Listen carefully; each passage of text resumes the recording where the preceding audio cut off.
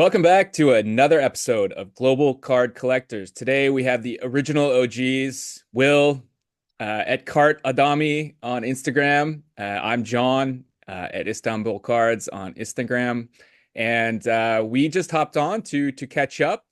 Will is, I think, let's say 2 weeks, a little more than 2 weeks out from an impending move back from New Zealand to Istanbul, which has me That's right. quite excited. And so we'll talk a bit about our plans along those lines, what we're doing in the hobby, and maybe some random thoughts. We aren't that prepared for this episode, to be honest. How you doing, Will? Great. Yeah, I'm doing okay, man. And there's obviously a whole bunch of stuff to organize while I'm getting ready to go back to Istanbul. But in the meantime, when we decided to record this episode, I started thinking about what I've been doing as a card collector at the moment. One thing that I've noticed that I'm willfully staying away from is modern basketball cards. When I first got back into cards around the pandemic time, I was all about modern. I was like, man, I wish I could get my hands on some Luka Doncic rookie cards or some Zion Williamson rookie cards. And right now, you've got Wembanyama, who has the potential to be an all-time great. And I just feel like they are overproducing modern cards, and so I'm really staying away from them. I don't know how you feel about that, John. Have you been getting any modern cards at all lately? I haven't bought a modern card in a long time, in several Yeah, wow. months, maybe a couple years even. I can't think of the most modern thing I bought recently. Yeah, maybe 2018 stuff is the Wow. most recent stuff I bought. Yeah, I mean I agree with you. I think most people who are, cognizant kind of in the hobby are seeing just how overprinted things are, and this has been going on now for, 6 years. I Hmm. think almost anything 2018 or earlier, maybe even 2018, I think is a little overproduced as well. So um, for soccer, I think 2019 is still pretty good. But 2020, then that just starts the printing press. So obviously the boom, got the presses going, right? That's right. I And think also when you think about even if you think about the idea of them getting graded just to see how many cards are out there in the market. And I mean, I thought that when they were printing or grading all of those Zion Williamson cards that we had seen the peak of how many cards are getting graded, but it's not even close. Are you still grading yourself? uh, I'm glad you brought grading up. Yeah, the I recently did an order of 5 cards. Oh, Two of those are PC, but the other three I will try to sell. I think, I mean, Wembanyama, he's in the top 10 now for overall graded cards or something like that. I heard, if you heard that as well, I'm pretty sure I have that correct. I've seen some of the numbers of cards of his, and they're running through how many tens there are, and you just see these numbers, and you're like, wow, that's a lot of graded cards. And PSA is breaking records. I mean, it continues to go up and up, like the number of cards graded. And so he's, 1 year of cards in, and he's already top 10 all-time graded player. Yeah, Um, I wish he doesn't get injured or anything like that, but it just, I mean, that's all it takes and it all crumbles. So um it's crazy to me. I mean, he is a special player. I mean, I'm not doubting that, I guess, but it seems like I don't even know why you would send in a card unless you knew, like, really had a good thought it was going to be a 10. There's no point. especially since everybody now is saying if you get a nine, it's worse than raw. So why would you do that? Yeah, it makes it Yeah, makes no. it's Yeah. yeah, I find it an interesting thought, and that's probably why I veered back towards 90s sports cards a little bit. I found a guy here in New Zealand who was selling all of these cards from the 90s. I think he must have maybe found just like an old card store owner who had a whole bunch of stuff and he bought it all from them. But I do this thing for the channel and you might have seen it. It's pack a day. So like I've got like some sealed 95, 96 Tops basketball. And look at this one. I've got like like a Formula One from 1995. He just sends me all these random packs. I even got like some classics, and so I basically, rather than kind of open them all at once, just open a packet of cards a day and go from there. So here's some more 95 tops, and look, there's some I guess you'd call it almost vintage football cards. That's it. So I think that really scratches my itch in terms of being a card collector and wanting to see what's around, and it's a bit of fun. But obviously, when you're ripping bulk like this, or it's not so much bulk, but you're just building your collection, and I'm supposed to be moving abroad. My next plan is we have one card show in December, so it's only basically a not this weekend coming, but the one after. I'm going to be taking a big chunk of my collection there, and I'm just going to sell it. I'm like, whatever you want for it, just give me a price and see how we do. So that'll be the last card show I attend in New Zealand, and probably by the time this episode airs, or almost immediately afterwards, we'll see how that one all works out. So yeah, I guess it's consolidation, and I've been talking to you about this off air, and listening to guys like Iowa Dave about that as well. And I'm coming around more and more to the idea of, rather than just having this vast library type of a collection, instead having a few really, really special cards. I think that's the route that I'm eventually building towards, which is, I think, quite a good thing for me. I'm ready for it. Yeah, and I think that comes with time, like knowing what you really like. I mean, I think if I like one of the things I've been selling a lot recently,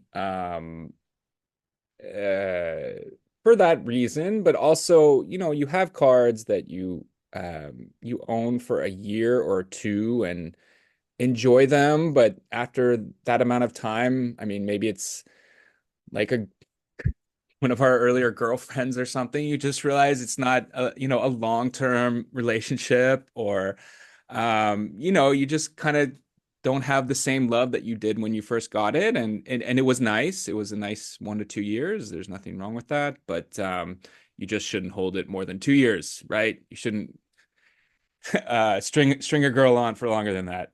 Um, and so that's kind of, I mean, a lot of the cards I'm selling, I bought like even 2, 3 years ago that I thought I loved forever, and now I'm ready to move on, and I'm to other things. So I think that's, and I think I've alluded to this too. I mean, part of buying cards is like you get a chance to own them and experience them and see. I mean, I don't know. I don't know how else you can really feel whether you really like something unless you have it in hand and have that experience with it, I guess.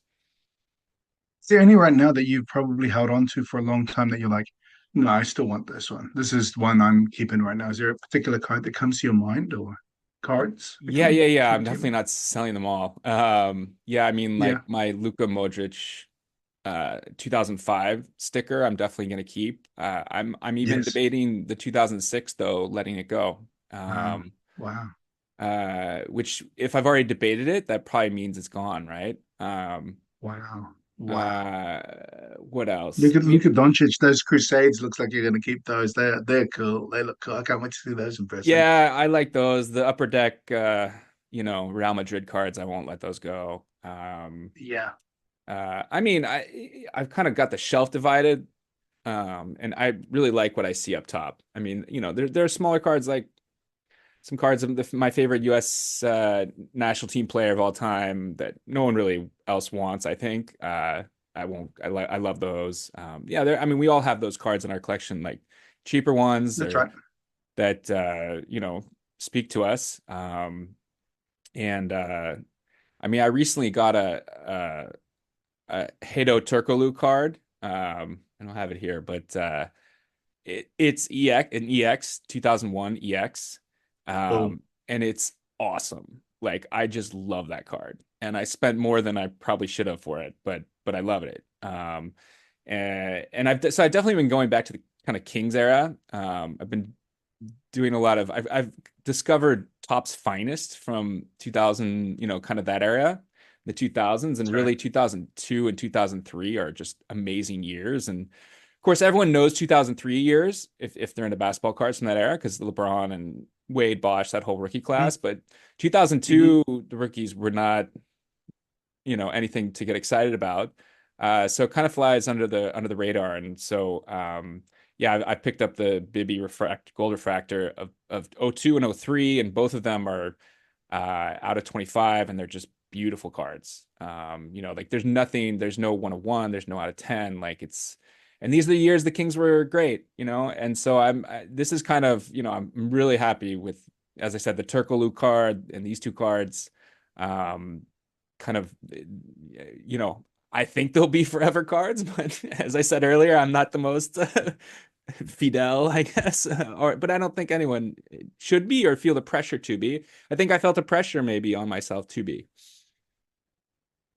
Yeah, that's I think that's pretty decent self-awareness. So understanding that's the case. And for mine, I guess mine was a little bit of I kind of had to feel almost like a childhood need of I've got to get that card because I really wanted it as a kid.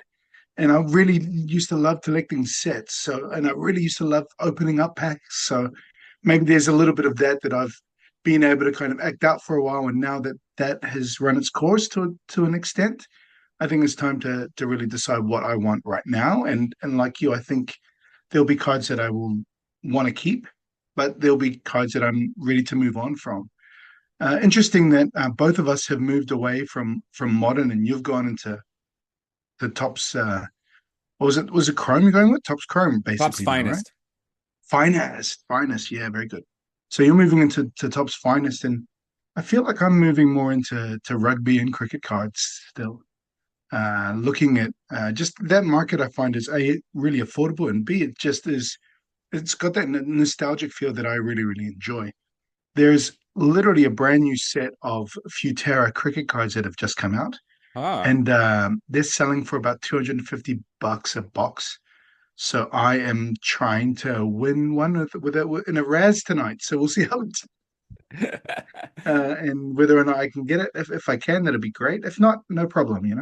that's But through they a are New Zealand Breaker or something. that's through a New Zealand Breaking Group. Yeah, it's through the Breaking Group that were the ones who gifted me that six autograph card from Marvel, which I am trying to move on from. Not that I had any nostalgic feel towards it, but haven't got a buyer yet. But I'm ready to sell that one because having a little bit of money now would be better than not. So we'll see if I can move that one at the show.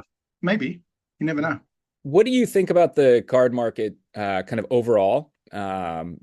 Obviously, we have a new president in the US. I think kind of the mania certainly started under him during the first term. Kind of the just the crypto craze and all this stuff. So, I don't know. Do you have any kind of macro thoughts about the card market over the coming years? Well, it's interesting that you ask me that. Personally, my thoughts, and obviously you don't have to listen to what I have to say in that sense. If you're an audience member, you're like, oh, he's telling me this advice. This is just my observation Yeah. of the card market in general in terms of sports cards. Find that there are a lot less sports cards influencers these days. There are a lot less people pushing cards online. Uh, but at the same time, the card prices in general haven't really changed all that much. And I'm wondering what's going to happen with this year's release with no Wembanyama in the rookie class, and the rookie class being pretty average. I really couldn't even tell you who is front runner for rookie of the year this year. They look like there's a few decent players, but no one who looks like they've got that superstar element to them. There might be someone down the line. It's possible that they could evolve in a couple of years' time. But I felt like Wembanyama's class, even looking at them now, like you and I were talking today about watching the Kings versus the Rockets and looking at a guy like Amin Thompson, who is playing great basketball right now. So Yeah. even last year's class compared to this, if he were in this year's class, he'd be front runner for rookie of the year. But this year, you've got good rookies, but no one who really kind of jumps out at you. So I wonder if that's going to change pricing of sports cards. And because I've been deep diving into Pokemon cards lately, just noticing the wealth of they call them. I'm going to let you finish your drink because you might laugh at this name. A wealth of Poketubers. They call them YouTubers. They're called Poketubers. They are everywhere, and that market is it's on fire right now. I can't tell you how on fire it is. So Let me give you an example. I bought this box I ordered it about 2.5 weeks ago, and it was $200 a box. Now, if you go on the secondary market, these boxes are already selling for 300 bucks after 2 weeks. So they've already jumped up 50% already. And I can only see them going up down the line. There's another set coming up in January with Pokemon cards, and it's just going to blow the lid off everything because let's say there are like five super rare cards in a Pokemon set. There's going to be 15 or something like that in this next one coming up. So it's going to be bonkers. And they're going to be giving a limited release. So let's say they printed out, 500,000 of these. It's going to be much more limited, like a couple 100,000 max. So it's going to be high in demand. And you're probably, I don't know if you've seen, but in the States and in New Zealand, when they sell these kinds of boxes at places like Costco, it's it's like a scene from a dystopian film of just savage people just attacking these boxes. It's nuts, dude. There was a box of these cards here in New Zealand. And I'm on one of these Pokemon Facebook groups. Guys, like the boxes have just arrived. They send a photo an hour later, sold out. Just like two full crates of them gone. That's how crazy the Pokemon card market is compared to what the sports card market is now. There's still some demand there, but it's not even close to what it was like during the boom, you know? I mean, my eyes were even kind of glazing over as you were talking about it, just because I just have zero interest in Pokemon myself. Yeah. Not any offense to you, just the subject matter. No, no, no. Um, but but obviously, I think we all can see that Pokemon's going crazy. And I mean, I've gotten a flavor of that. I mean, I think we all kind of even in sports card land have that sense, right? That Pokemon is so popular, at least tangentially, we're aware. And so it makes me think more about kind of where sports are these days. I've found myself, at least this season, coming in with soccer and basketball, just kind of not into it. And we all have go through personal, waves of interest in this stuff. And so, maybe it's just personal, fine. Um, but kind of just too many games. I mean, and we can, of course, you and I know the NBA decently well, let's say, and the three-pointer thing. I mean, these guys who, the Ben Simmons, the Joel Embiids, the Bill Mem, yani, all these guys like who just don't play back to backs and are getting so much money. Charles Barkley went on a nice. I mean, he's been saying this for years. These are not new things, but I just wonder if all this. I mean, the ratings are down in the NBA hard this year again. It's the one. Um, That's the so one. I mean, people just aren't watching this stuff, and this is not new. I mean, everyone's seen this going on for years, but um, to cards, I'm not very optimistic about young people cultivating, long-term nostalgic feelings for sports cards if sports is declining. And I'm sure people will say, well, the NFL is up more every year, but people are disgruntled about the NFL too. Anecdotally, and so I don't know. What do you say to that? I think you're right about there's going to be some connection between ratings and sales down the line, right? So if less people are watching sports right now, surely the sports card market is going to basically contract a little bit. And I think we might not see that immediately, but it feels like we are almost seeing it now because we're like, well, the Wembanyama hype train's kind of coming to an end now because his rookie cards are all done and we're up to the next season. Who's next? And so there might be some I guess some hype down the line, not this season, but next season with someone like Cooper Flag or something like that. Yeah, Or maybe this year they're going to be pushing the Bronny James thing because there's nothing else going on.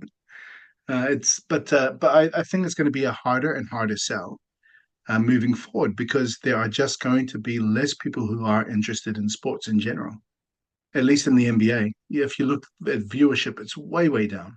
And yeah. I think because a lot of people now, instead of watching the games, they are going to YouTube and they're watching the 9 minute highlights of games. I often do that when I can't get a game live. I can't really stop from seeing the scores generally. So I end up just watching the 9 minute highlights. But when I can, I'll try and catch a game. But I feel like less and less people are doing that. Yeah. Yeah, I mean, kind of, obviously, you should not be listening to me for any financial advice. For me, So I won't even say not financial advice, although I guess I just said it. But yeah, I mean, I think the market will be strong kind of for the next year, 2 years. I think Cooper Flag definitely will be a huge hype train.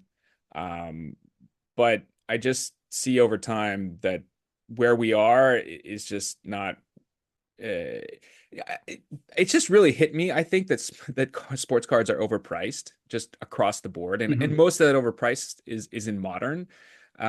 When I these Bibby cards, for instance, as I said, they're amazing cards for him. Uh, I couldn't get a Luka Doncic Prism Red, White, and Blue PSA 9 for that price. So 2000s cards, I mean, they're just way, are they undervalued? I think they're properly valued. I just see kind of everything modern to kind of circle back to our earlier point with that example is just kind of way overvalued, like way overvalued. Which is Uh, why I quite like chatting with guys like Justin and Mike about vintage football cards because you're like, how much was that again? $100? Are you serious? And it's totally, the only rookie card of that person, and their resume is there. And they have a little bit more personality than the robots that are playing now too. So I think they're onto something. And Justin even going back again to his extra one of vintage boxing. It's just like, wow, this is cool. And so I think that's the route that I'm taking at the moment. Not that I can't say that I'll ever fully stop modern card collecting. And there's nothing like ripping open a packet of cards and that kind of thing. It's fun. But I think in terms of like what I would like to collect moving forward, it would be something like that. Maybe a vintage football card here and there. Like I'd love to get a Jim Brown rookie card. That looks so cool. That one looks really good. That one's caught my eye from the first moment I saw it. I was like, wow, that's a pretty looking card. And the guy's he's just a beast. So that one would be amazing. That's obviously like a grail card for me already, and I'm not even a big football fan, but that one looks amazing. I'm glad I've got a Deion Sanders waiting for me at ComC, so be good to get that one in hand and hold that one. It's just it's fun. I feel like Deion Sanders looks a little bit like that rapper Easy. He's got the hat on, he's got the Jerry totally, curls. 100%. It's awesome. Yeah. Yeah, I love that card. Like that and the Barry Sanders are from the same set. Those are like Yeah, the that's right. two kind of like best cards I think I have from childhood or something. Um, So they're definitely a moment in time. Yeah, Justin and Mike, that episode was they always kind of get me like thinking about it because they love it and the prices are not they're they're correct. They're fair. Like it's not overvalued. Maybe it's undervalued. That's possible, but uh, you can enjoy it.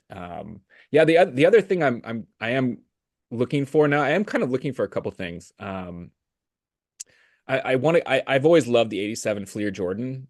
Uh, yes.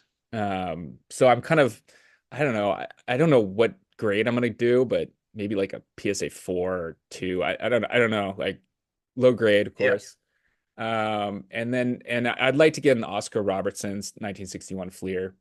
Again, I'll Yeah, be cool. looking for very low grades on that, just to keep the cost down. But And just fun. that set is pretty too. Is that the same one that the Will Chamberlain Yeah, one is from as well? yeah. They're really good looking cards. Jerry Yeah. West is in there. Bill Russell. I mean, it's my friend Nathaniel, or friend of the channel, Nathaniel. He calls it the greatest set Mm. of all time. I kind of think that's fair. Yeah. Yeah, cool.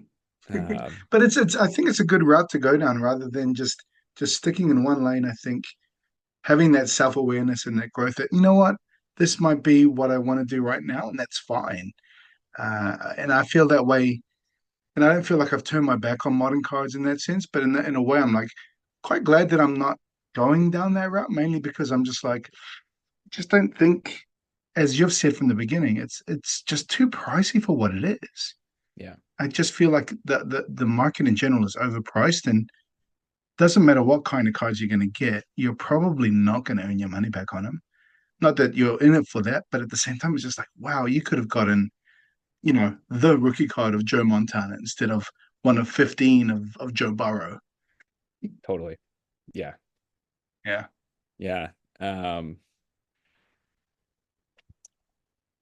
I think I've kind of shared all my thoughts about where I am. You got anything else? Yeah, me too.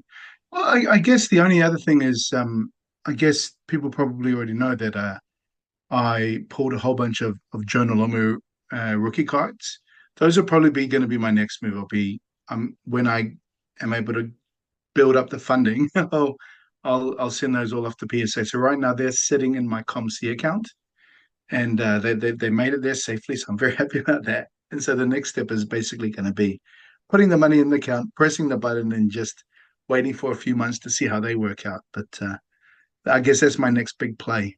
You I've got know, a can I yeah, yeah. share something along that line?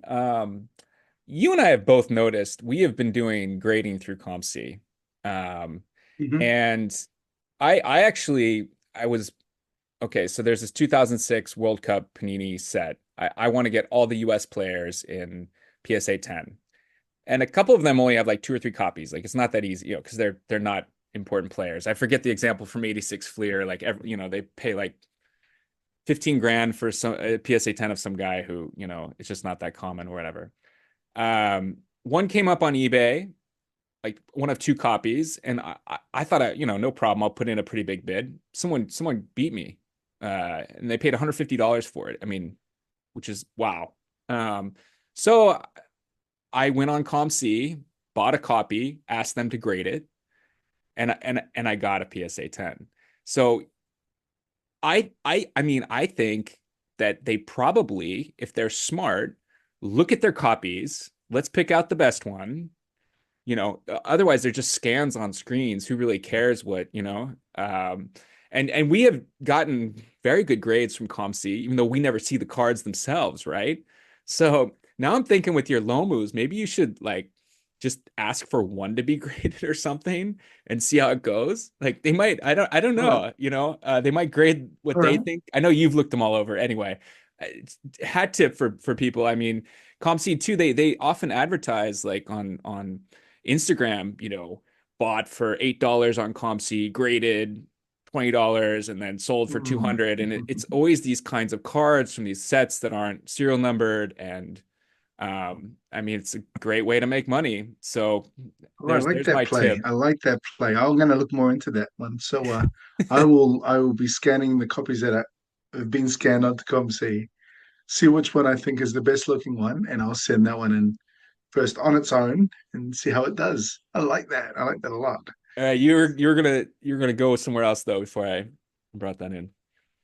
I guess the only other thing that I have in the pipeline right now, and I'm hoping that it arrives before our flight, is I sent off a bunch of cards to get authenticated through PSA. So I had a whole bunch of New Zealand sportsmen who had signed on card. So I have a Jonah Lomu signed rookie card. So if that gets the PSA authentication, I'm going to be very happy with that because I don't think there's any other. Maybe there's one other copy that's been signed that they've approved, and a few other really legendary New Zealand sports people. But to have it authenticated by a third party, to have the card in a slab is something as well. And then that way they're going to be more displayable as well. Yeah, so I guess that's the only thing I've got in the pipeline too.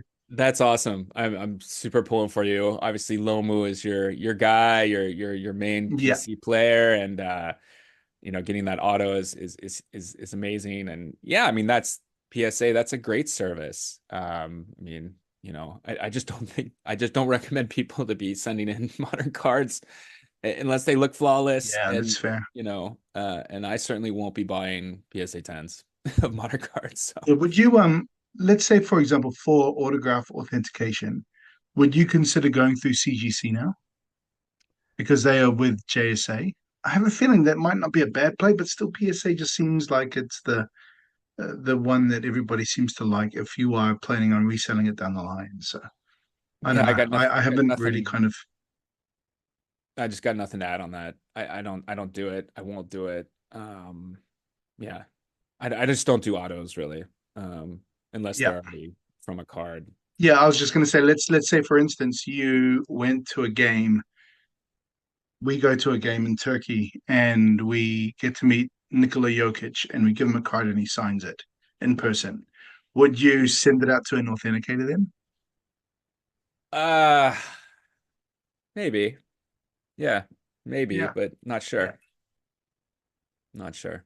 Yeah, and then that was the follow-up question. Basically, is it going to be CGC or PSA? But I think it's going to be PSA, right? I don't know. I don't Yeah, know. I guess Yeah. you'll cross that bridge I when you get to it. Hey, just last yeah, thing before we go, you've probably seen this one on the channel, but this is my Dyson Daniels 10. It was really pretty in person, man. it looks And great.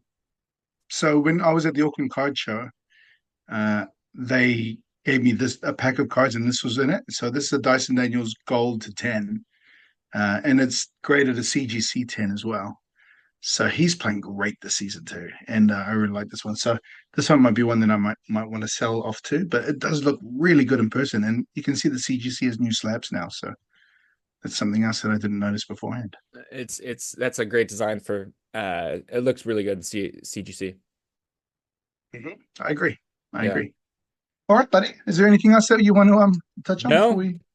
thanks for No, listening I if think you're we're still good. with us. Yeah. Our rambling thoughts on where we are in the hobby, but we, Will and I, we ramble with each other all the time. Hopefully you are as well with your own card groups. And thanks for tuning in.